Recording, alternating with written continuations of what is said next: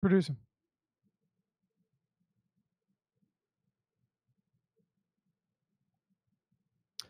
Good afternoon and welcome to the Deeper Dive. Dave Lochran, Adam Shaw, bringing you a 12-game baseball slate here on Wednesday, one day before the start of the 2018 NFL season. Adam, you looking forward to it? No, not at all. I could care less. You really aren't a big football guy. It's unfortunate. Yeah, no, just I used to be, and I mean I still like the Redskins. It's just for me personally, like NFL DFS is where I don't really have to do content, and so I end up just being like, oh yeah, I'm going to take this football season seriously, and then once NBA starts, I'm just like, I don't care. Do you think you do better based on content that you produce? No, but I do. So I think I do better because it makes me actually do a bunch of research. Like with NFL, what ends up happening is I don't feel like researching all week, and then I wake up Sunday morning and throw together as many lineups as I can in an hour, and so I do really poorly. But I think that like if I do the research and don't do content, I do better. Yeah, I think so too. We're starting early today, as we said. Want to make sure we get out in time for Josh and Jake to take over in time. Let me retweet this real quick. Yeah, just in time for these guys to get a full show in and all of that good stuff. So, Adam, we got 12 games today, and I'd say a lot of solid pitching. But the first thing that jumps off the page, and we can use the projected ownership on awesomeo.com. We can look at the projected ownership for DraftKings. And you're talking about at least in terms of projected, near 40% ownership for Mike Leake on this two-pitcher site. Yeah, I think this slate's really interesting because there's plenty of reasonable plays, but not a whole lot that like jumps off the page in terms of upside at least. And like I had talked about it on the show this morning with Josh, it's like when that happens, really ownership should be spread out amongst kind of a grouping of pitchers, trying to get whichever ones have the big game. But what always ends up happening is like one or two pitchers who aren't really that much better than the rest end up just getting like monster ownership. And I think that'll be the case with Mike Leake tonight.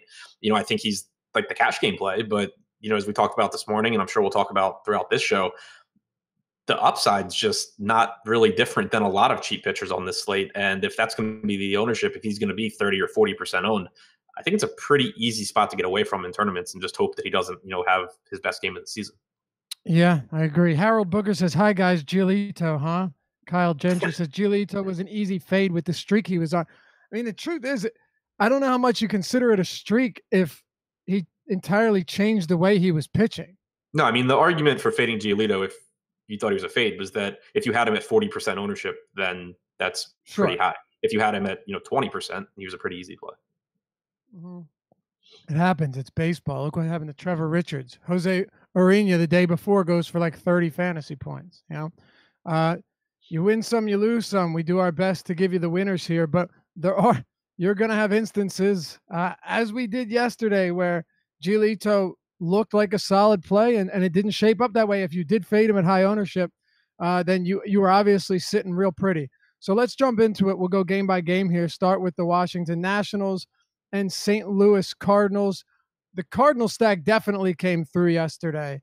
I had like 16 of 20 Cardinal stacks, and I think 14 of 20 Herman Marquez, and I think 16 of 20 Lucas Giolito, Adam. So 2 of 3, but that 3 really, really hurt. But anyway, what do you make of this game? We know the weather yesterday at Nationals Park was, I mean, as hitter friendly as you can get. But it's 88 degrees here again at first pitch, got 70% humidity, climbing up to around 80. It seems like really good hitting conditions again, but I'm not nearly as high on these two teams as I was yesterday. I'm going right back to this game. I don't think people are high on it at all. And I also think that for some reason, Tanner Roark's going to get some decent ownership here, at least on DraftKings. So I like the Cardinals here as a way to leverage against Roark, but also because for the same thing we talked about yesterday, the Nats bullpen is bad, and the Nats really aren't playing for much anymore. So as soon as you get into that bullpen, you get a ton of upside. The weather's still great for hitting. Tanner Roark's, a pretty mediocre pitcher. He's not bad, but he's not good enough that I'm going to shy away from, some pretty good hitters. And then they're also still cheap. I mean, we talked about it yesterday, and it's the case again. The entire middle of this order from Jose Martinez down through, Yadi Molina, or really through the entire bottom of the lineup. Nobody's above $4,100 except for Matt Carpenter in this entire lineup. So you can get good pitching. You can get high upside from your hitters. You're going to be able to leverage against a somewhat popular pitcher. That's a lot of stuff working in the Cardinals' favor here, I think, in tournaments. Yeah, I think so too. I have no problem with them. I was, though, surprised. I was very surprised to see that Roark has pretty high ownership projections. Like I did not expect that to be the case. I think right now on DraftKings, last I looked, he was up around like 22%. That seems like a lot for somebody like Tanner Roark on a slate that actually does have a decent amount of quality pitching. It looks like it came down, though. It looks like it's been updated since I last looked at him. It was a lot higher earlier in the day. Now I'm seeing him popping it around at 14%. That's definitely lower than before. Do you have any interest in him? I don't see myself rostering Tanner Roark. I actually like a couple 7K guys more than him today. Yeah, there's just other spots that I like more where, maybe the upside's a little bit questionable, but I think it's questionable with Roark as well. Even in that stretch that he went through where he was having good fantasy games, there wasn't really an underlying reason for it that I could find. So I'm not buying into him being this high upside pitcher. I think it is a tough matchup against this Cardinals team. The weather sucks. I can, find cheaper pitchers that can do the same thing Tanner Roark can. All right, I agree. I want to talk about Pittsburgh and Cincinnati here. You have Homer Bailey, Jameson Taillon. Very, very good spot for this Pittsburgh team. Seldom do you see an implied run total above 5 for any team at PNC Park, but that is in fact the case today. Last I looked, Pittsburgh was at 5.1. Let's see. Let's see if we're still up there. They are at right now. Pittsburgh 5 right now. 5. Okay. Yep. So do I. Sitting at 5. So it's still like it's the fourth highest on the slate. Homer Bailey's just been really bad. He came back from AAA. We got a couple good starts from him and actually rostered him in those 2 appearances. I think we got off at the right time, though, because Homer Bailey's back to being Homer Bailey. He's back to giving up home runs. I mean, he does not go a game without allowing at least 1 or 2 long balls. And you have a few guys in this Pittsburgh lineup that you're going to get at a very reasonable price. I'm really not too concerned about the park here, Adam. Dickerson's 3,700, Cervelli's batting cleanup, Polanco in the 3-hole. Like some of these guys are expensive, like Frazier and Marte and Polanco, but I do think the middle of the order has some interest in. It's Homer Bailey. Yeah, I like Pittsburgh here too. It's another game where it's hot and humid, which is going to make the ball fly a little bit better in PNC than normally you get. So that's obviously appealing. I love Gregory Polanco here. I know he's expensive, but he's the guy that to me just graded out the best against Homer Bailey. When you look at what Homer Bailey throws, you look at how Gregory Polanco hits it. He graded out the best. Then obviously you have value in guys like Dickerson, Moran, even Francisco Cervelli batting cleanup.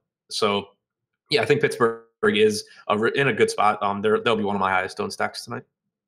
Yeah, same with me. I don't really see how you get away from it. The lineup that they have here too is pretty favorable. I think there's easy ways to work it in. The only thing is, we talk about fading ownership, particularly at pitching for me, but it's going to be hard to get away from this Rockies team against Suarez, man. Oh yeah, I mean, obviously a good spot. I mean, like, say you're playing 100 lineups, I could justify 100 Rocky stacks. Like, yeah, that's how good of a spot it is. Yeah, I mean, I'll probably like my plan right now is I'll probably have like 10% full Rocky stacks, but then I'll have like more exposure to the hitters that I really like. Where are you at on Taillon? I mean, he's not cheap at all. I mean, he's the 3rd highest priced arm on FanDuel. On DraftKings, he's also the 3rd highest price. He's $9,900. He's been on a solid run. We know he's a good pitcher. He's got a solid changeup. And he's very good against righties, like a bunch of other righties in this same rotation. But I don't know, does Taillon have the upside to pay off a 10K price point in this spot?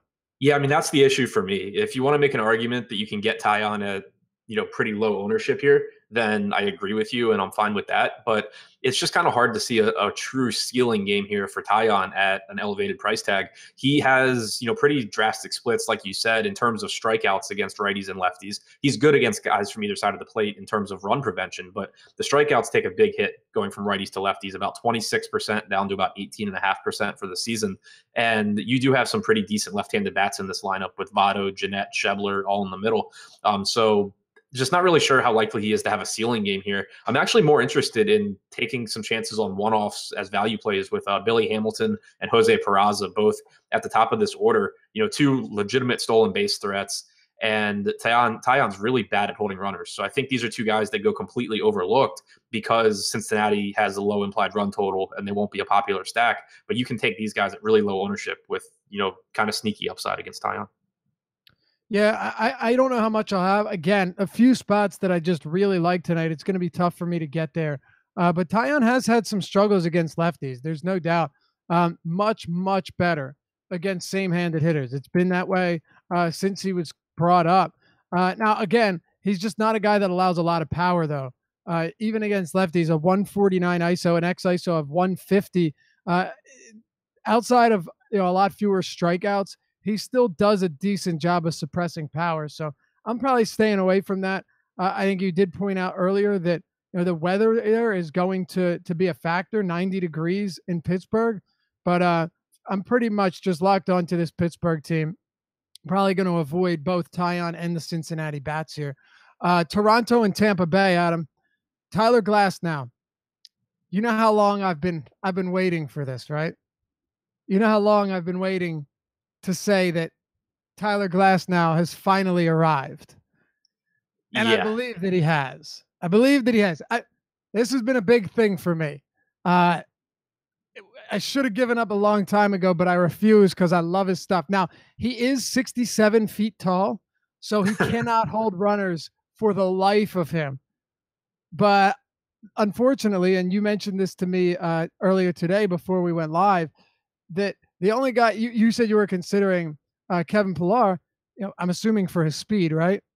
Yeah, he also is one of the best fastball hitters on Toronto, but mostly for his speed.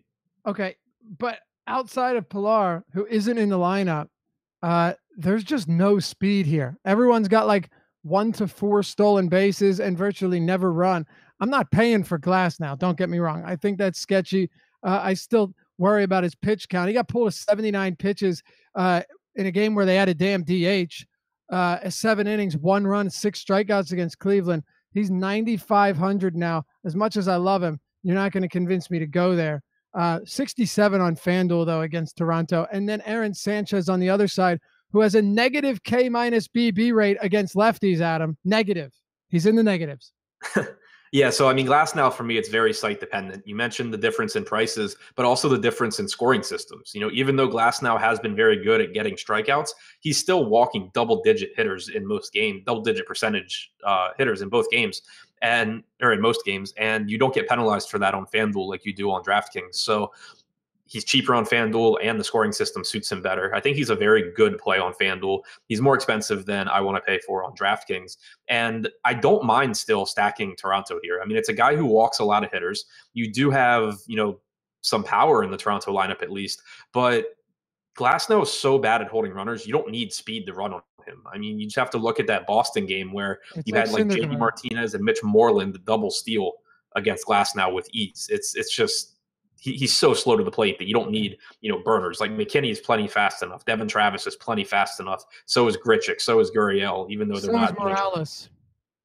Yeah, I think Morales would be the one guy that probably can't run on Glasnow. After what I saw against Syndergaard with the Phillies, where Alfaro stole his first and second base of his career, and then Franco got his first of the season, Santana got his first of the season. Like after seeing that, bad pitchers that can't hold runners, it's almost like you have a Kendrys Morales that's like, this is my one and only chance to get a stolen base. I'm going for it. And then he has a goofy slide in the second base, goes way past the bag, and still is safe. Yeah, so I mean, I think there's still upside here for Toronto, and I don't expect them to be popular. It's a team also that I like that stack better on FanDuel because Glasnow will have higher ownership there, I would expect, and because FanDuel, the way their offense scoring is, it's more beneficial to teams walking and driving each other in than DraftKings is, where home runs are weighted heavier. So I think it's a better FanDuel stack than DraftKings stack, but I think it's doable on either site. And then, you mentioned Aaron Sanchez with the negative K minus BB percentage to lefties, facing 7 lefties today. That's a really Not legitimate good. concern. And his strikeout percentage is much lower against lefties than righties as well. I think where I am playing like 50 lineups on DraftKings, I'll have some Aaron Sanchez just because of his price tag and because I'm looking to get exposure to a variety of different cheap pitchers instead of Mike Leake. So Sanchez will be one of those guys, but he's not someone I'm going, crazy on. I'll probably just be somewhere in, like the 10% range, because he's got good stuff that I think he should be better than he really is, but I don't believe in him. Yeah, he should be better than he is, but he isn't. Right. Right? Like he isn't. And at that rate, that's the only thing that matters.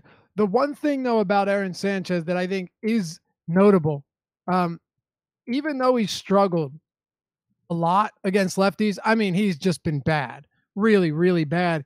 And you have Ji-Man Choi batting third, Brandon Lau batting sixth. He's dirt cheap, like basically free. It's really not the worst Rays team if you're looking for value. I like it. Mentioned a few of these guys in the deep dive today. But the one thing about Sanchez is, despite all of his struggles, Adam, the one thing that bothers me, he really still limits power. Like less than 0.75 home runs per 9 to lefties, which is incredible considering he strikes them out at 14%. He walks them at 16%. He's all over the place. He can't locate, but he still gets ground balls. What do you make of that?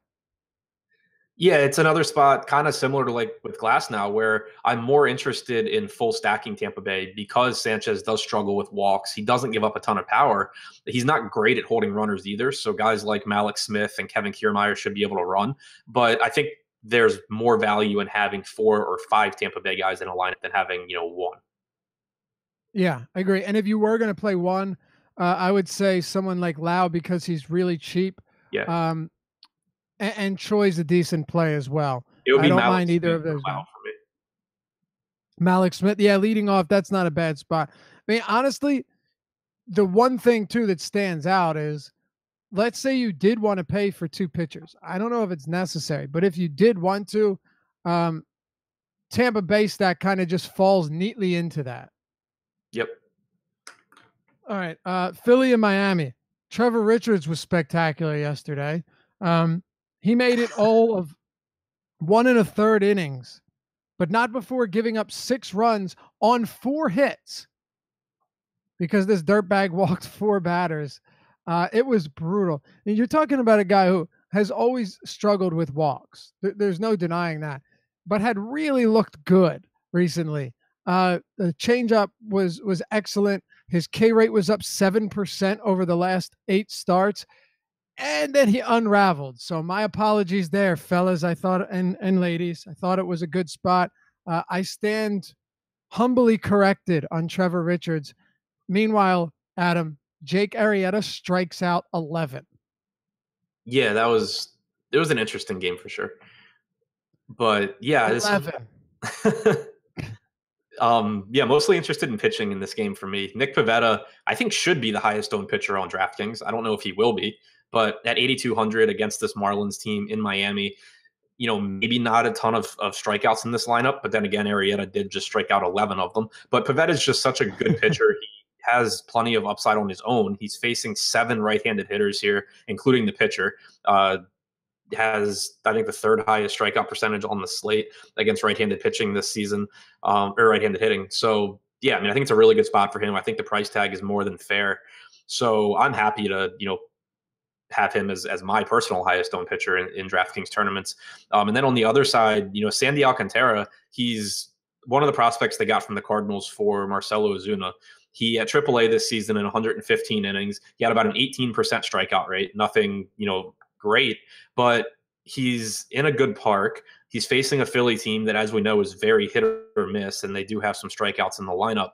And he's similarly priced to Mike Leake, a little bit cheaper on DraftKings, going to be a fraction of the ownership. So he's one of the guys that, again, I'm not going super heavy on him. If he has a bad game, it's not going to ruin my night. But he's one of the guys that I kind of want in my mix of cheap pitchers where I am refusing to play a very popular Mike Leake. Yeah, and Mike Leake he has like a 15. Actually, I'll wait. I'll wait to get in depth with the numbers there because I got a lot to talk about when we get to Mike Leake. Look, Pavetta he's volatile. I mean, you don't know what you're going to get from Nick Pavetta. That's just facts. But at the same time, Adam, there are a few things here that stand out, and it should be what we expected. 7 righties in the lineup for the Marlins. Generally speaking, you'd expect 6, but you have 7 righties in the lineup for Miami. It's at a nice park for pitching. Pavetta has a 28.8% K rate against righties. Against lefties, it's really not much lower. But just in general, he's done a better job against righties. More ground balls, less hard contact. He's been decent against them this year. He also has an xFIP that is significantly lower than his ERA. But the one thing too, and I'm sure you've noticed this, his K rate at home is 30.9. It's 31%. His K rate on the road is 24.7. So it's down about 6% on the road. His walk rate's up 2%. What do you make of that? Well, it's something that we've seen with pretty much every Philadelphia pitcher because Citizens Bank is one of the best parks. It's a good hitter's park and it's good for home runs, but you also get elevated strikeouts there.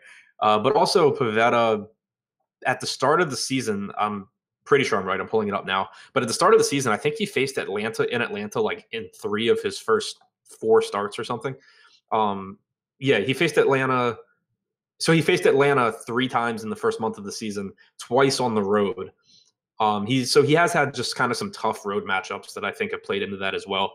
If you go back and just look this season, he's faced Atlanta twice on the road. He's faced the Nats twice on the road, which is a particularly difficult matchup for him. He's faced Pittsburgh on the road. He's faced the Reds on the road, the Cubs on the road. He's had a bunch of bad road matchups. Yeah, good point. And to be fair, he's still striking out a batter per inning on the road. Right. Like even if 24% were his true strikeout percentage, which I don't think it is, like I think it's much closer to his average, that still would be fine here. Right. It's not terrible whatsoever. Yeah. At or on the road. Yeah. You're still, what is it? I think he has 9.76 Ks per 9 on the road. That's still well above average. So I'm not complaining about that. I like Pavetta here as well. Not really targeting hitters from either side. Any interest in these Philly bats against Sandy Alcantara? I kind of like Cabrera. I kind of like Hoskins. I'm not really prioritizing either one just because of the ballpark, and there's so many good hitting conditions on this slate. I will say that where I'm playing a lot of lineups, I am mixing in a little bit of exposure to both teams because Pavetta should be highly owned, and leveraging against him with cheap Miami bats and getting expensive pitching is nice in a couple of lineups. And then the Phillies, I just don't expect to have really any ownership either against a rookie pitcher and a bad bullpen. So I think stacks are okay, but they're nothing that I'm prioritizing. Agreed. I just don't think I need or want to go to the Phillies here. Justin Bour facing his former team. Yeah, I love when people say revenge game.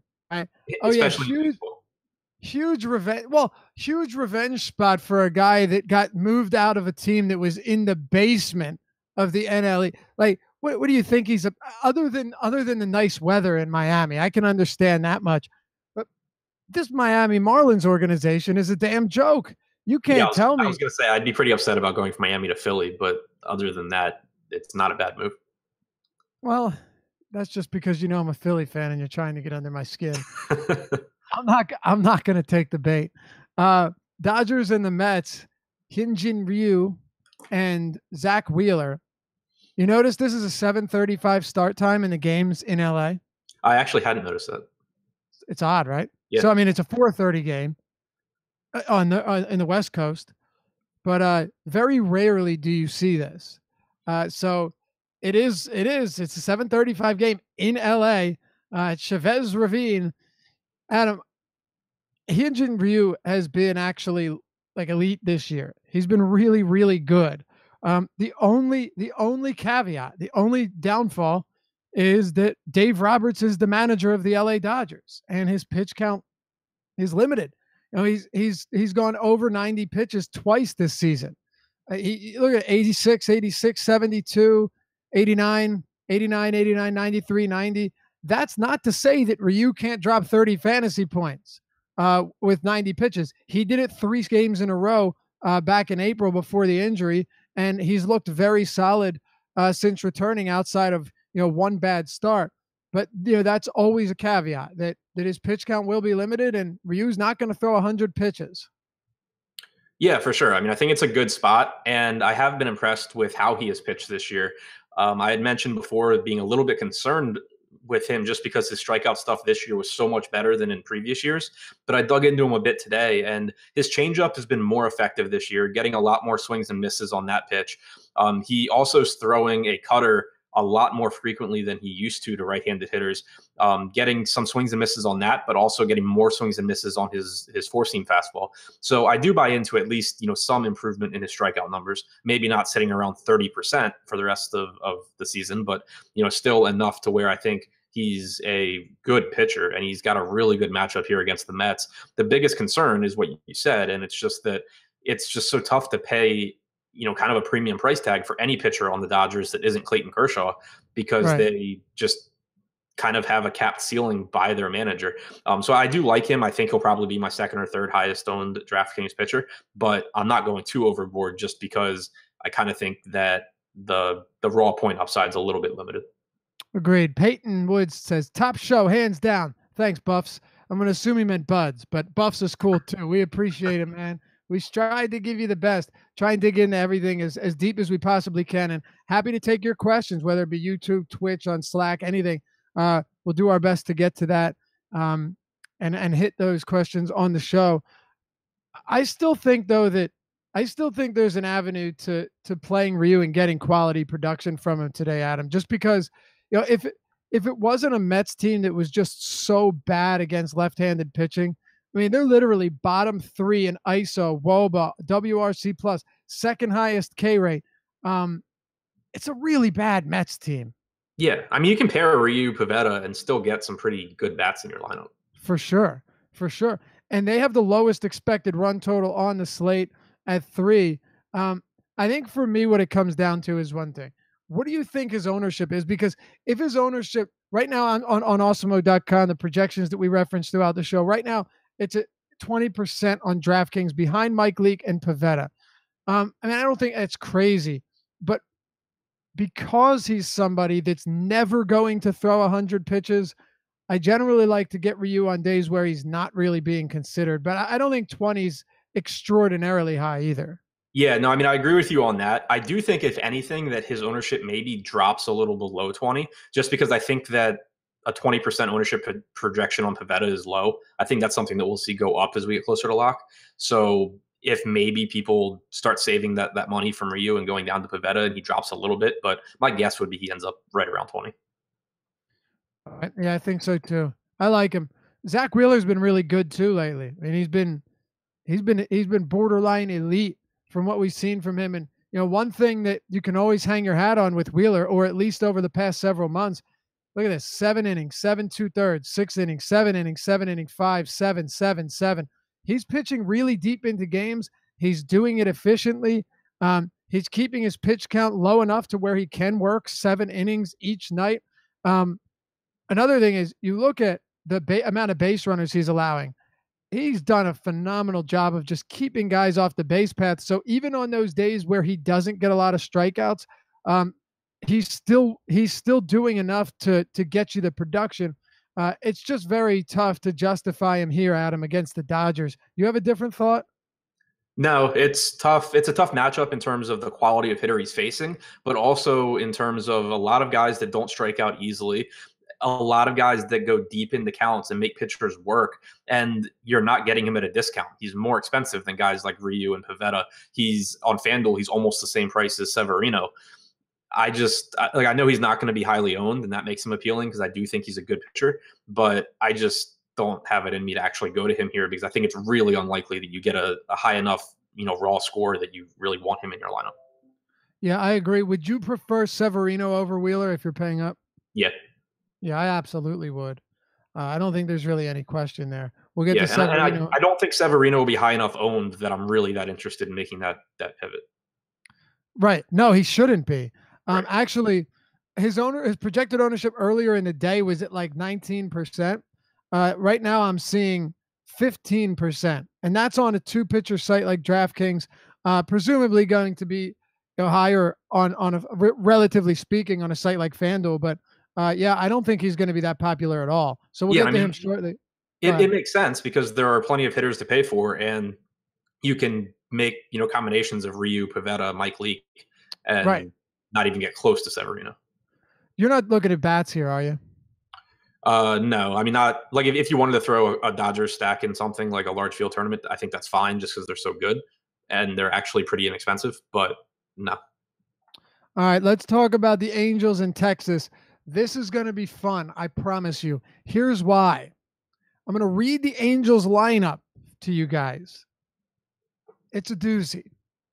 Cole Calhoun, David Fletcher, Shohei Ohtani, Andrelton Simmons, Jose Fernandez, Taylor Ward, Francisco Arcia, Jabari Blash, and Eric Young Jr. Now, I saw a comment in the YouTube chat saying that Bartolo is in play with how much the Angels strike out. Let me at least, with how much this lineup strikes out, let me at least just point something out to you. Of every qualified pitcher, Bartolo Colon's swinging strike rate is the lowest in the league. Not only is it the lowest in the league, it is 1.5% lower than the next worst pitcher, and that is Andrew Kashner. Um, Bartolo Colon has an overall contact rate of 88.3%, worst in the league. The next worst is Mike Leake at 84.5. I don't know if Bartolo Colon could strike me out on his best day on the mound. yeah, I mean to me, if you're interested in him, it has nothing to do with the opposing strikeout percentage. It has more to do with just the lack of good hitters in the lineup. Cole Calhoun's a monster. Shohei Ohtani's great, and that's it. No one like Jabari Blash has power.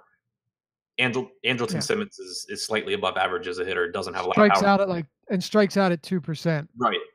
But I mean, as far as actual good hitters and guys that have power, you're looking at Cole Calhoun and Shohei Ohtani, and that's it.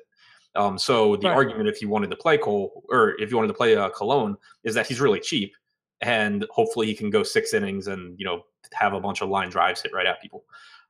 Which is not entirely out of the question. Like Right. he could go 6 innings, 1 run, 2 or 3 strikeouts, and both of them would be called strikeouts, not swinging strikeouts. But yeah, I mean, you're no matter the lineup. I think you'd agree with me here.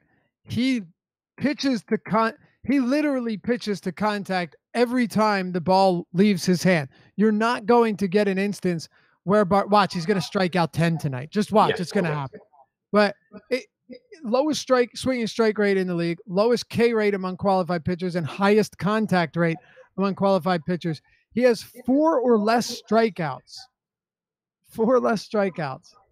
in 20 of 23 starts this season. Whew.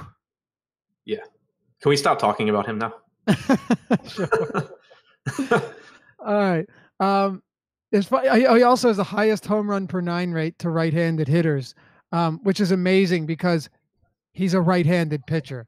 But yeah, sure. Let's move past Bartolo. Good old Fat Tolo got enough talk for this show. Opposite side, Jaime Barria.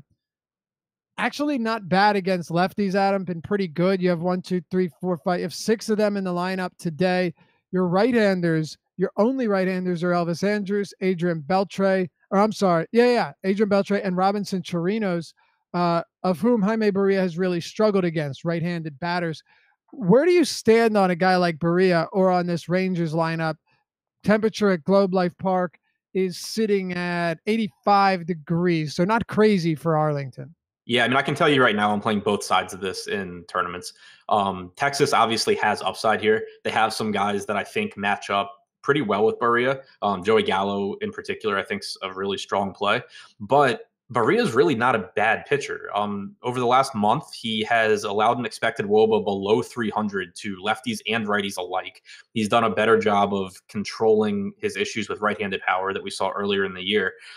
He gets swings and misses on his slider against righties. He's got a good changeup that he throws to lefties. The ballpark obviously sucks, and there's danger. There's powerful bats in the Texas lineup, but from a tournament perspective, where you're just trying to kind of maximize your winnings when certain outcomes happen, playing a 1% owned Jaime Barria instead of a 30% owned Mike Leake at the same price tag, Yep. Barria is going to beat Leake often enough. And on top of that, whenever Barria has a good game, the very high ownership that's on these Texas bats, you're passing all of those teams. So it works as a really good leverage play as well.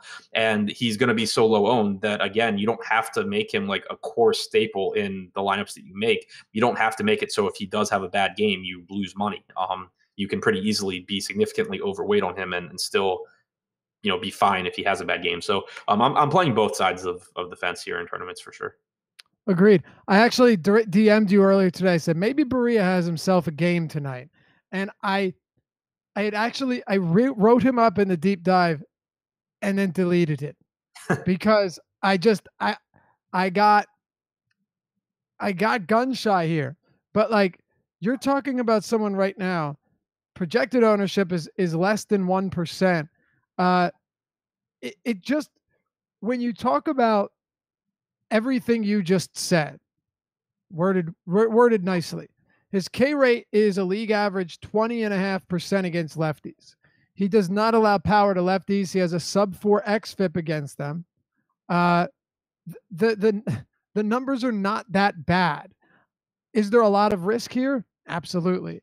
But in tournaments, when you're talking about Barria or Mike Lee, if you want to play it safe and say like, all right, I'll take my 10 to 15 league points with upside with a ceiling of 20, that's fine.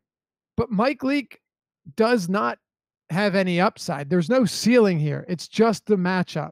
And I don't think this matchup with 6 lefties is that bad for Barria. Now, granted, the park conditions aren't great, and there are some good lefties in this lineup, but Adam Barria has shown us countless times, actually 3 of his last 5 starts are 23 DraftKings points. He is capable of doing it, and he's done so against the Astros and a few other decent teams. It's not out of the question to think that Barria can have a solid game here against the Rangers. Yeah, I mean, there's risk, but you're not playing the min cash tournaments, and I think it's a really clear answer. Like, if you say, is there an easier path to win a tournament with Mike Leake or with Jaime Barria? The answer is very, very clearly Jaime Barria. Absolutely. Yep. Agreed. And Mike Leake we'll get to Mike Leake more in depth here, but he's a cash play. Yep. You're not going to convince me that he makes sense in tournaments. If we're talking about hitters specifically, we spent most of the time on this game discussing Bartolo Colon and Jaime Barria. Who would have thought, right? That's what you get with the deep dive. We're going to give you everything we have. And even if it's talking about how bad Colon is or how Barria might be decent tonight, top batters from this game, where are you looking? Anybody that really stands out to you? Absolutely love Cole Calhoun. The price tag on him, it's like slowly creeping up. He's 4,200 on DraftKings. He might still be free on FanDuel. He probably is. But yeah, he's 2,800 on FanDuel. This guy has just been absolutely amazing since coming back from AAA in late or mid-June.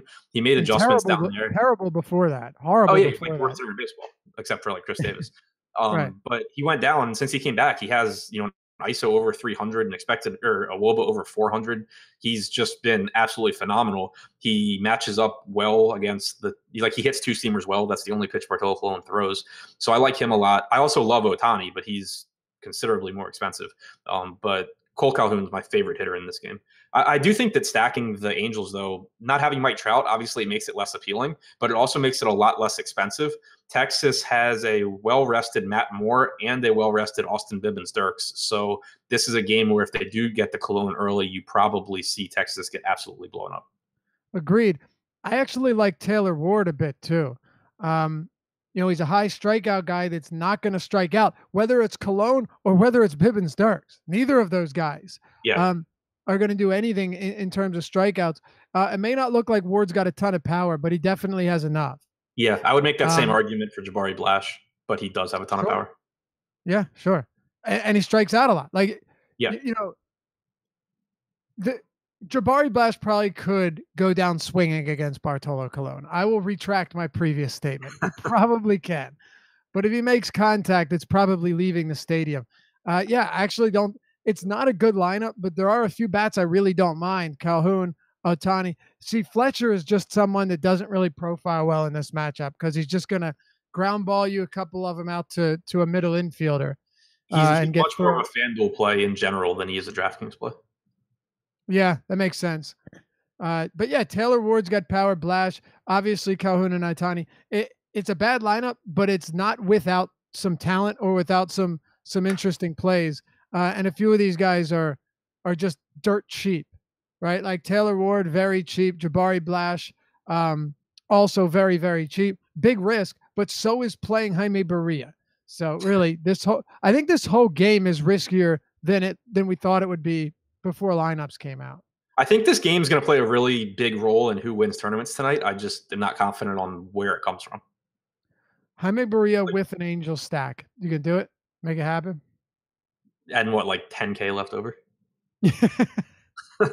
No, pair him with Severino, man. Yeah. You can make it work. What about the White Sox and the Detroit Tigers? Guaranteed rate field. Michael Kopech has been rained out, or at least, yeah. Well, not both of them were postponed, but he's been rained out in 2 of his first 3 starts, Adam. Now, you look at this today, and it looks like there's going to be a window because before it was like at first pitch, the whole thing was looking bad. But now it looks like the rain's not supposed to start until later. There's certainly still a risk here. But man, the kid's just so good.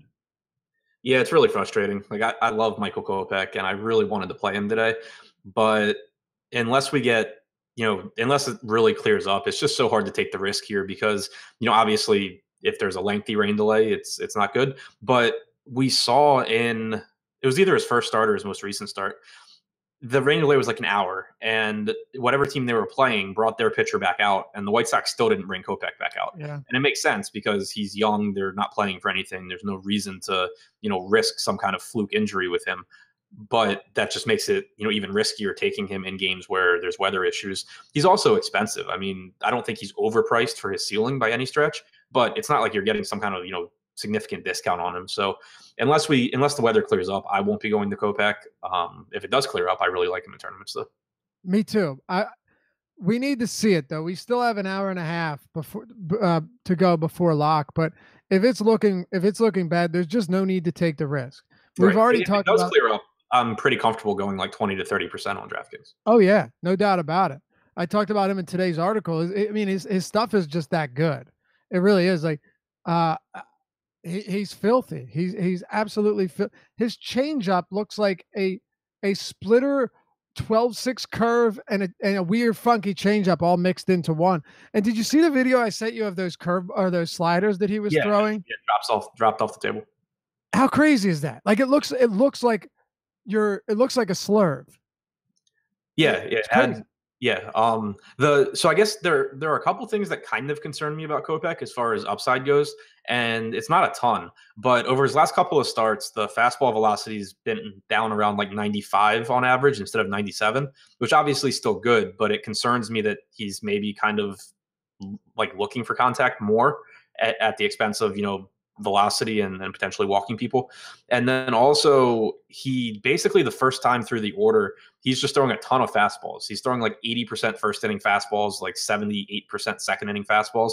And then as you get into the third, fourth innings, he's mixing in the breaking stuff more, which I think is good. And it means that, maybe he'll have success in later innings because guys aren't seeing stuff for the third time through. But it also, I think, makes it so he's maybe not going to rack up strikeouts early in games as often, and he could run into trouble like he did in that first game against Minnesota, where he just kept pouring fastballs in, and Minnesota just kept fouling them off and driving up his pitch count. So both of those things I don't totally love, but I still think there's just so much talent in his arm that the ceiling's really high. And that's a hell of a Tigers lineup. Yeah. From the probably bottom up. To the one he faced last time, but. Yeah, sure. Del Lugo, Jacoby Jones, Ronnie Rodriguez, James McCann, Mikey Matuk, Victor Martinez, Castellanos, Aducci, Candelario. Man, once you get past the 4, it's just smooth. It should be smooth sailing from there. But yeah, the weather definitely a concern. Adam, how about Jordan Zimmerman? Do you know he's allowed 15 home runs over his last 9 starts? I'll do you one better. He's allowed multiple home runs in 6 of them. Actually, he carried a no-hitter into the 6th inning against the Yankees and promptly served up 3 home runs in the inning. So Yeah. Yeah, really boomer bust guy. Like we've seen when he's throwing his yeah. slider a lot, he gets swings and misses, but then he makes a mistake and it gets launched. So he's not really cheap. So I definitely would be leaning toward White Sox bats here. I think Nicky Delmonico is a good value play. I think Castillo is a good value play. Matt Davidson and Palka obviously have upside, and it's a bad Tigers bullpen. So I think this is another stack where you can actually get a lot of upside for cheap, and get to 2 of the more expensive pitchers and not even have to worry about that 6K range. Yeah. Oh man, I'm actually kind of intrigued by a few. I like Daniel Palka, batting cleanup here. He is a power bat. He got a 260 ISO against righties this year, just a ton of pop. Zimmerman's given up like 1 3/4 home runs per 9 to lefties. He allows a lot of power to righties too, and he's strange though in that um, he'll go he'll allow 3 home runs and 3 or 4 runs, like 2 home runs and 2 runs. He does have those games. But the interesting thing about Zimmerman is even when he only allows 1 or 2 runs at him, they're generally always by way of home run. Right, which obviously makes one-offs. It makes it so you can one-off, guys from the White Sox too. Exactly. Right. So Palka could end up homering off of Zimmerman, and the rest of the team could be quiet. Same goes for Davidson. That's why this team, I'm not really enticed by a stack here, but I don't mind using them as filler bats because a lot of them have plenty of power. Yep. Anything else on this game? You think we've covered it all? No, I think that's it. All right. How about Houston and Minnesota? Jake Odorizzi and Framber Valdez. Adam, I said this to you earlier today, and I think you were on the fence. Maybe you still are. Maybe you've made a decision one way or the other. I kind of like this guy. I kind of am intrigued by Valdez because he has not racked up the strikeouts in his first 3 major league outings. One was a 4 1/3 inning relief appearance, but he's gone 4 1/3, 5 innings, 5 innings. But he's faced the Angels, and Seattle. All of these teams' active roster have like a bottom 5 collective K rate, but he has not allowed any damage. Like his whip has been super low through these 3 appearances. Through AA and AAA combined, the guy has a 30% K rate, swinging strike rate north of 13%. Just because he hasn't racked up the strikeouts to start the year on the major league roster, Valdez does have upside by way of strikeouts. Yeah, for sure. I think the biggest issue that you could run into is he has had a tendency to walk guys at the lower levels of the minor leagues, which can really cause problems in the majors. But most projection systems have him, as a guy between 8 and 9 strikeouts per 9 innings, which is nice. And this is not a good Minnesota lineup. It's not a great park to hit in. So yeah, I like Valdez. It's not like with a ton of confidence just because he's barely pitched above the AA level. Because his But name's Framber. yeah, but I sure as hell like him more than Mike Leake. Oh yeah. Yeah. I mean, I have no issue going to Valdez here as an SP2 if I need, a little bit of savings. I mean, you look at some of these bats. I mean, Robbie Grossman, Logan Forsythe's been anemic all season long. Tyler Austin's got some pop, but Adrianza, Estudio, like Johnny Field, these guys this is not an imposing lineup whatsoever. No, not at all. Like Tyler Austin, I think is a fine one-off. I wish he wasn't a first baseman, but in general, there's just not much power in this lineup. Yeah, and a guy like Joe Mauer, not a huge strikeout guy. He's out of the lineup. Granted, it would have been a lefty-lefty matchup, but yeah, I think it's a decent spot. It's certainly not a lock it up type of spot because this is his 4th appearance at the major league level. There's a lot of things that can go wrong here, but I actually do think there's a lot more upside than we've seen from him over his first 3 starts or appearances, and you are going to get some strikeouts here, right? Like Tyler Austin's at 30%. against lefties. Johnny Fields at 28%. Adrianza's at 28%. Polanco's at 23%. There's a few guys that aren't going to K a lot, but they also have a WOBA below 300 against lefties. So it's kind of a give and take scenario. And the last thing about Valdez is he is a slate best 224 favorite. And yes, Minnesota actually has a 3.4 run expected total. So everything is lining up for him. But I also think that he's actually going to be relatively popular on this slate, at least around Yeah. 22%. Yeah, around 20% feels about right to me. That's probably where I'll go at. If I end up being overweight, then great. If I end up being, below the field, then I'm okay with that too. What do you make of the rest of this game with Odorizzi on the bump for the Twins? I tried to find some interest in Odorizzi just as a Mike Leake pivot. I talked about it on the show this morning with Josh, but I don't think I'm going to end up doing it. If I do, it won't be with much ownership. He has been better against righties this year than throughout his career because he's been throwing a slider more. It's been effective. But over the last month or so worth of starts, he hasn't been throwing the slider quite as much to righties, and that's concerning for me since that's the only reason he had actually gotten better. And then it's just such a good Astros lineup. There's not a lot of strikeouts in it.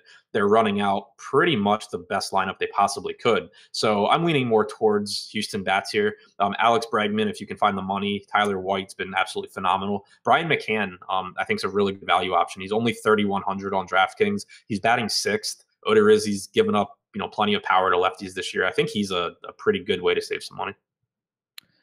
All right. Any bats though? Like any bats that you love here? Brian McCann. That's it. All right. Let's talk about the Cubs in Milwaukee. Chacin and Jose Quintana. California Cool in chat. He's been with us for a while now, coming over from old Fan Vice, RIP. He said, David Adam, explain to me how Chacin has owned the Cubs in 2 matchups this season. I have my guesses, and it's not going to blow your mind, but I'll give you the first crack at it, Adam. He's just a pretty decent pitcher, and yep, 2 games. Pretty much. I was going to say, and there's variance in baseball. Yeah. But he is a good pitcher. Chacin's a good pitcher. And one thing that's really amazed me this year, you look at a guy like Chase Anderson, who also pitches for the Brewers, and he has been eaten alive by the homer-friendly dimensions at Miller Park. Just absolutely obliterated, right? Anderson this season has allowed 28 home runs, and 20 of them have come at home.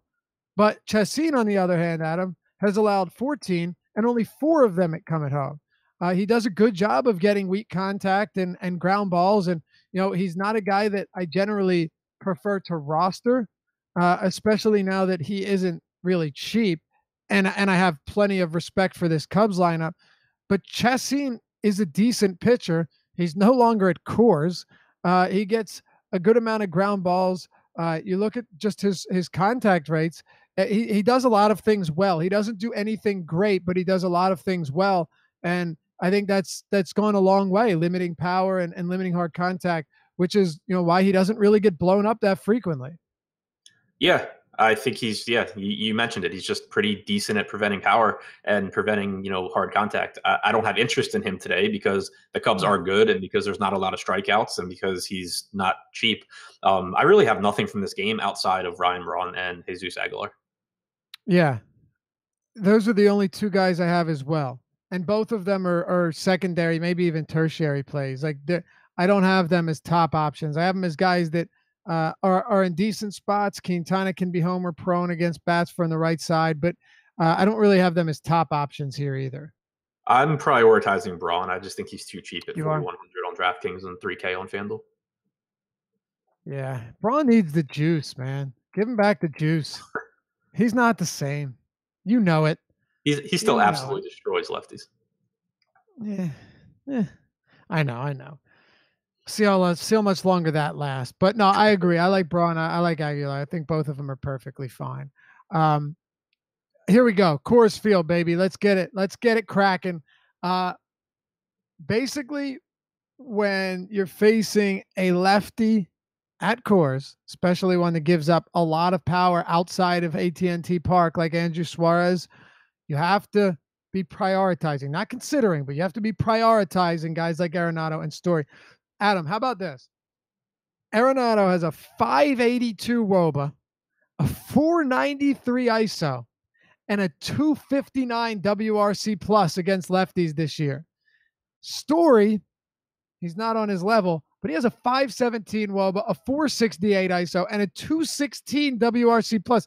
I kept trying to figure out how I was going to make lineups that could fit Arenado, Story, and Mike Trout, but now I only have to worry about Arenado and Story. Yeah. Two of obviously the top plays on the slate, but then you also get some value in Matt Holliday, who I think is still a very good hitter and who should have success against Suarez, who has very much benefited from pitching in AT&T Park this year.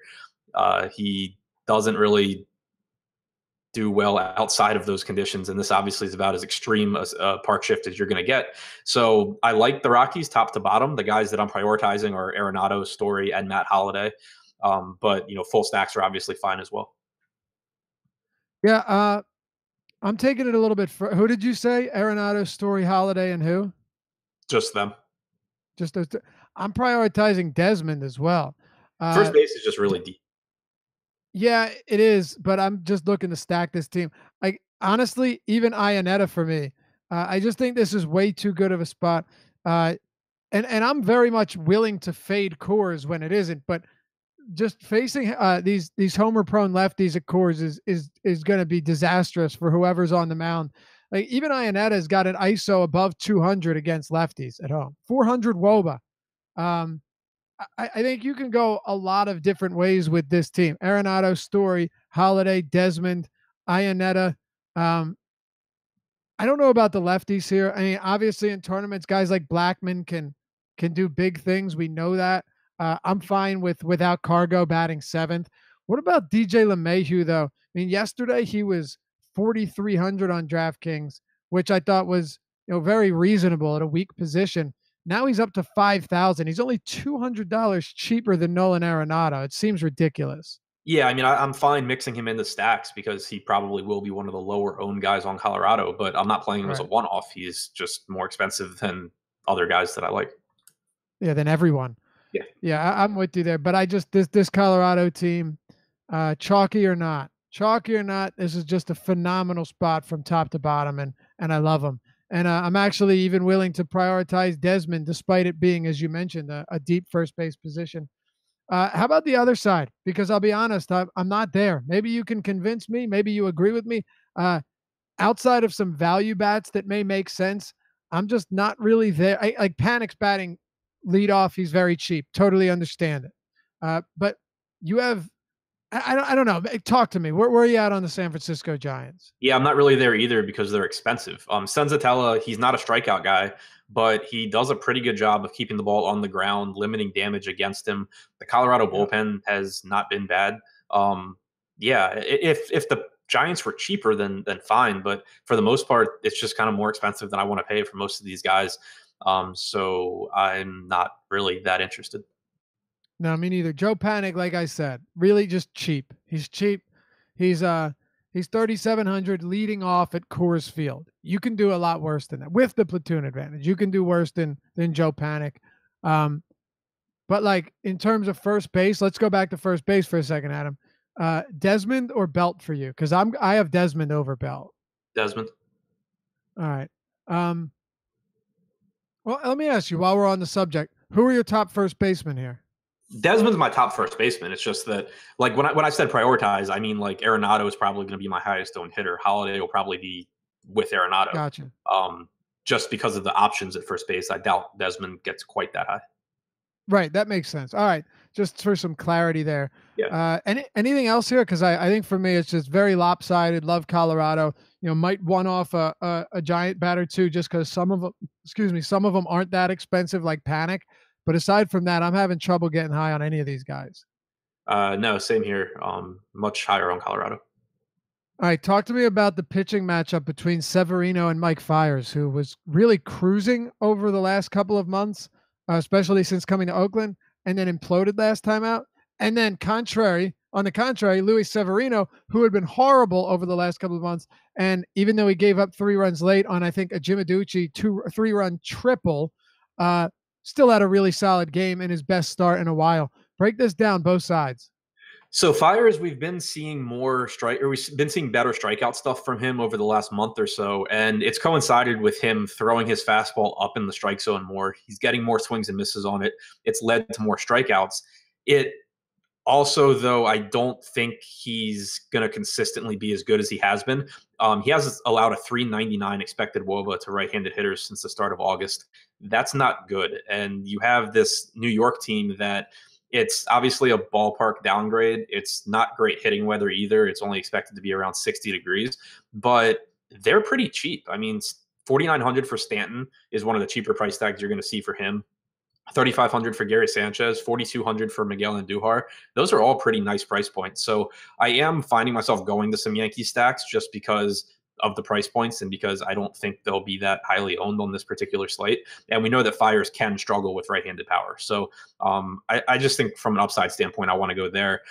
Fires himself, it wouldn't be shocking to see a good game from him, but his price tag is kind of like in no man's land for me. He's really he's like between Pivetta and Valdez, and he's more expensive than that whole range of cheap SP2s that suck, but that one or two will probably have a decent game. So he's not really making my lineups. There's not a whole lot from this game that is, but I'm leaning towards Yankee stacks. I like Severino. I've never really thought there was a whole lot wrong with him. The strikeout stuff's still there. He's been getting unlucky at times. If you can find the money for him, then go for it. But as far as bats, Chris Davis is the only Oakland bat that I like. And then, Yankees stacks I think are fine, but it's not like one of my highest owned. Yeah, Yankees pitching coach. I think I mentioned this to you in the last start. Larry Rothschild said that that he's seen a lot of young pitchers that pitch a lot of innings a season and then into the playoffs will the next year have like a stretch of 8 or 10 games where they struggle and they really can't get it together. I mean, it's anecdotal unless he provided some evidence on that. But look, maybe it was just a bad stretch for a young righty, a young power righty with great stuff. We've seen it so many times in the past with a lot of good pitchers. But I will say, I actually do have some interest in Mike Fiers. Like, he's obviously a big risk, and there's a number of ways that this could go wrong, but he has been good enough for me to consider him at his price, just because while you say he's in no man's land, I mean, to an extent you have a point, but he's also closely priced enough to guys like Roark and Valdez and there's one more I can't remember.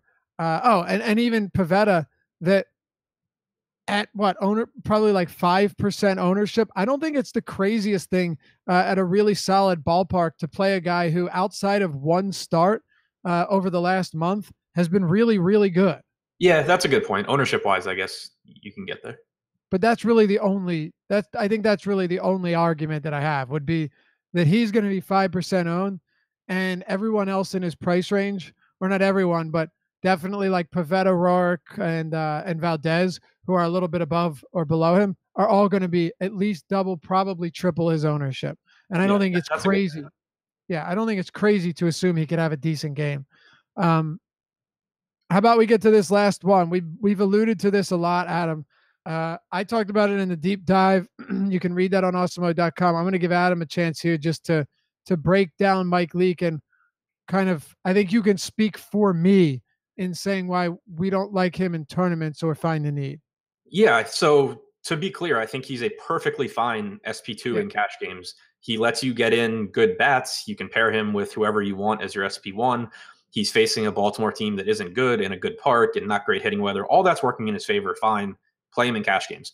The issue for me in tournaments is when you talk about range of outcomes, Mike Leake will probably go out and get you like 15 to 18 fantasy points here, which point per dollar is very good. What'd you say? With the win, he'll get you 18, maybe 20. Right. Yeah. So that's really good point per dollar. But the issue is that when you talk about him being 30 to 40% owned, you aren't really doing anything to help yourself win a tournament if he does get you 18 points at 30 or 40% owned. But you're making it very, very, you are doing something to help yourself win a tournament if he only gets, let's say, 10 points, or if he gets blown up somehow, then there's just so much more opportunity for you to get a really good payout by putting yourself on the other side and not being part of that 30 or 40%. And it's something that I think, kind of goes overlooked. And there was a tweet that, I thought put it really nicely a couple of days ago. I saw just like fantasy sports isn't about predicting outcomes so much as it is about predicting outcomes where you can get a bigger payoff. And the bigger payoff here is in, maybe it occurs less frequently, but when Mike Leake doesn't have a good game here, there's more money to be made than playing Mike Leake and hoping he has a good game. So Yeah. to me, I would much rather be overweight on Baltimore bats here and leverage against what is going to be one of the most popular pitchers on the slate than be rostering a guy at 30 or 40% ownership that only has, like a 15% strikeout rate. Right. And I think you pretty much worded it perfectly there. The thing too about Leake is that he in cash games, I think he is the SP2. I mean, it makes sense. That's a bad Baltimore team, really solid pitcher friendly park. Like there are things that certainly work in his favor, but we would be remiss to not mention that he allows 1.6 home runs per 9 to right-handed hitters. He has a 12% K minus BB rate. Like there are numbers here that aren't exactly favorable in terms of him being totally reliable. Like I think he'll go out there and he'll have a fine game. But what are the chances that Mike Leake gives you something, or not gives you? How about this? What are the chances that you don't play Mike Leake and it ends up burning you in tournaments? Yeah, exactly. It's low. And that's kind of the point, is that raw points matter in tournaments. So if Mike Leake gets 15 to 18 and he, 2.5 to 3x his salary, that doesn't really burn you in tournaments when it's 15 or 18 points, because there are so many different ways to make that up, whether it's going to, a different pitcher in the price range and getting just as many or a couple more points, or finding a good value hitter that has a monster game. Like it's just so easy to make up a handful of points in baseball. If he goes for 30, then you're really in trouble. But Oh that's yeah, something that doesn't happen very often at all. If he goes for 30, just end baseball. Seriously. And also, like, this Baltimore team's not good, but the top part isn't that bad. Cedric Mullins is fine. Jonathan Villar is not bad. Trey Mancini's not bad. Chris Davis is very bad, but he at least has he at least has power. And Mike Leake doesn't strike guys out. I mean, there are at least ways to leverage against him. Like I guess I would compare it to Minnesota. If you wanted to leverage against Framber Valdez, which I wouldn't think is a bad idea. It's just you look at the lineup and it's just like, who do I play outside of Tyler Austin? Baltimore, you don't really have that issue. You do have some guys that offer upside, which does make it easier to also, leverage against Mike Leake. Yeah, I'm with you. Cash, yes. Tournaments, I mean, if you want to, sure. But I don't think rostering League and tournaments is going to be the reason you win. If you do, hopefully you do. Anything else on this game? Do you have any interest in Seattle bats against Andrew Cashner? Yeah, I have some. Nelson Cruz, I think, is a good one-off. Baltimore's bullpen isn't very good. Same issues apply, though. I mean, it's not great hitting weather. It's not a good park to hit in, so that's making me less interested. Yeah, I'd like to see what the lineup is, but I could have some interest. I think Robbie Cano's a decent play. I don't love second base, but aside from that, I'm okay to get away from that. Chris and Josh coming up next. Let's give our position stacks and head out. If you have any questions, hit us up and we'll try and get to you before the end of the show. Adam, top pitchers, go. Nick Pivetta, Luis Severino, Ryu, and then I'm just kind of spreading around a bunch of ownership among a lot of not very good pitchers that are cheap. I got it wrong again. Second time in a show. It's Chris and Jake, not Chris and Josh. My apologies. Chris and Jake will be coming up next. Josh will not. Sorry, Josh. All right. Anyway, give me. I have a lot of pitchers I like. You have a lot of pitchers you like, or a lot of pitchers you're playing? Yeah, I guess that's fair. Pivetta, Valdez. Obviously, we talked about League for Cash. I don't really want to talk about him here. Like I might have some Mike Fiers. Ryu, I just, other than the pitch count, I love this spot. Kopech, if there's no rain. Yeah, I guess there are a bunch of guys I like, Adam. Okay. Catcher. Chirinos, McCann, Sanchez, Castillo. All right. Give me Ionetta, Cervelli, and not a very good. It never is. I say this every day, but there's really no need to continue. Uh, Wellington Castillo as well, just for that power upside. At first base, give me Ian Desmond. I think Ji-Man Choi is a pretty solid option here if you need some value. And then, I guess I'll throw Brandon Belt into the mix just because he's good and he's at Coors. What about you? Ian Desmond, Matt Carpenter, Justin Smoke. All right, second base. Estrubal Cabrera, Rougned Odor, and Brandon Lau. All right. California Cool says y'all like Ryu on a pitch count. It's not really a pitch count, it's just what happens in LA. You know? Like if he throws 90 pitches, I think he should be perfectly fine. Second base, give me I guess I have to throw in LeMahieu here just because Brandon Lau is really cheap and Joe Panic is really cheap and leading off as well. So probably going to look to get cheap here if at all possible. Third base, give me Nolan Arenado. And you know who my third baseman is, Adam? No, I'm not sure. I wasn't listening. Nolan Arenado. I'm Three straight Nolan Arenado. If you wanted to throw Beltray in there, I actually think it's a decent spot, but the guy is just so devoid of power. Kyle Seager's really cheap. I will say, though, Taylor Ward. Taylor Ward would be my value guy there, but it's just a lot of Nolan Arenado. What about you? Nolan Arenado, Alex Bregman, Matt Davidson. All right, shortstop. Trevor Story, Jose Peraza, Paul DeJong. All right, Trevor Story, Paul DeJong, and I guess Andrews just batting second there. Mostly Trevor Story. All right, what do you got? Give me some outfielders here. Gregory Polanco, Cole Calhoun, Matt Holliday, Ryan Braun, Marcelo Ozuna is also cheap. Billy Hamilton. All right, all of those guys, and then I'll just throw in Corey Dickerson's 3,700. Delmonico's really cheap. I think you said Braun already. Ohtani, Calhoun, Trout's not in the lineup. Daniel Palka, that's who I was looking for. Daniel Palka, sexy one off there for the White Sox. All right, top stacks, Adam, go.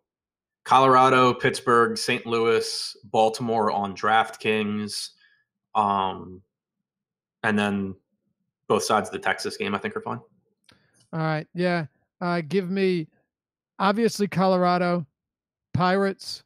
I'm not backing off the Angels a little bit, but not entirely. Rangers, and I think that's about it. So that'll do it for us. Thanks as always for tuning into the Deeper Dive. We'll be back with you tomorrow. There's only 4 games though on the slate, and I believe 3 of them start at 7 or later. One of them's at like 6:40 Eastern time. So I think it's going to be a 3-game slate from what I've seen. Not a whole lot to like there. We'll figure out what we're going to do with it, and you'll certainly find out as soon as we know. Good luck tonight. Stick around for Chris and Jake. Third time is a charm. They're going to lead you up to lock, and we'll see you back here tomorrow. Good luck tonight.